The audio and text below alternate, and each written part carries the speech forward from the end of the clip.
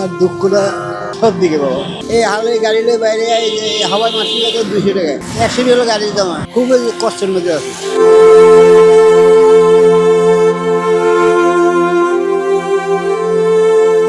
বয়স যখন বিশ্রামের, ঠিক তখনই জীবন যুদ্ধের কঠিন বাস্তবতায় রিকশার হ্যান্ডেল আঁকড়ে আছেন 70 বছর বয়সী কামাল উদ্দিন। শরীর ভেঙে গেলেও থামেনি তার সংগ্রাম। এই বয়সে যেখানে অনেকেই পরিবার পরিজনের সঙ্গে অবসর সময় কাটান, সেখানে কামাল উদ্দিনের কাঁধে পরিবারের দায়িত্ব। আবার রিক্সা না চালালে কি খাবো, কি চালাবো, কেমন চলুন। একটা নাতির 2টা মেয়ে, খুবই কষ্টের মধ্যে আছে। এই হালে গাড়ি লয়ে বাইরে হাওয়ায় মাসি লাগে 200 টাকা, 100 হলো গাড়ির দাম। 100 টাকা পাইছি নিজে, এ দিয়ে আর কোনো রকম দিন কাটে যায়। কষ্ট হয় না এই রিক্সা চালাইতে? হ্যাঁ বাজার কষ্ট হয়, কিন্তু কষ্ট হইলে আর কি করবো। নিজে কাম করতে পারি না, অন্য কাম করতে পারি না, শরীরে বল বুদ্ধি নেই, এইভাবে চলি। রোজা আছেন আপনি? আর রোজা আছি কোন রকম। আপনি ইনকাম করেন কয় টাকা দিনে? এই 200, 250, 300 এই। মানে আপনার এই টাকা দিয়ে আপনার ফ্যামিলি চলে? হ্যাঁ 200-300 টাকা হলে মনে করেন আমার ফ্যামিলিটা চলে। সন্তান নেই, তবে আছে একমাত্র নাতি, যাকে ঘিরেই তার বেঁচে থাকার স্বপ্ন। অভাব অনটনের সংসারে ঠিকমতো খাবার জুটে না প্রতিদিন, তবুও থেমে নেই তার জীবন যুদ্ধ। প্রতিটি দিন যেন নতুন এক লড়াই।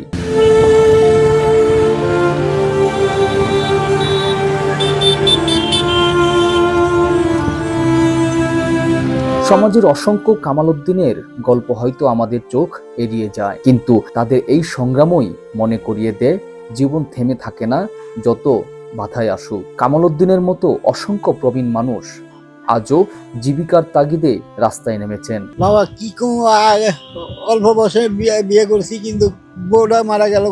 মায়া এই হিসাবে আছে বলিও নাই। আশা করছি একটা ছেলে হইব, হ্যাঁ আল্লাহ দিল না। নিজে একলা কামাই একলা খাই, এছাড়া আর কিছু করার নেই। আপনার সন্তান আপনার দিকে দেখে না? সন্তানেরা দেখে তো, বড় মায়ের বিয়ে দিয়েছি, আর আছে আল্লাহ দিলে জামাই আছে। ছেলে নাই? না ছেলের তো নাই। তাহলে আপনার শেষ বয়সে দেখবে কে? হিরো হলো আল্লাহর ইচ্ছা, আমি যদি কইতে পারি না বাবা। আল্লাহ কেমনি রাহে না, হিরো হলো আল্লাহ। যদি এসে লয়েও যায় চলো, আমার কোনো দুঃখ থাকতো না।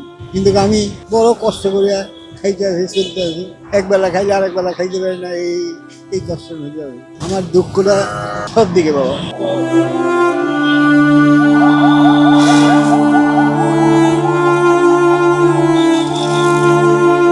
এত মানুষ কেউ ফিরে আসে না, দুঃখের কথা কইয়া লাভ আছে। তাদের জন্য প্রয়োজন সমাজ ও রাষ্ট্রের সহায়তা। ক্যামেরায় ছিলেন আশিক, আমি মোহাম্মদ সোহেল রানা, ঢাকা প্রেস, ঢাকা।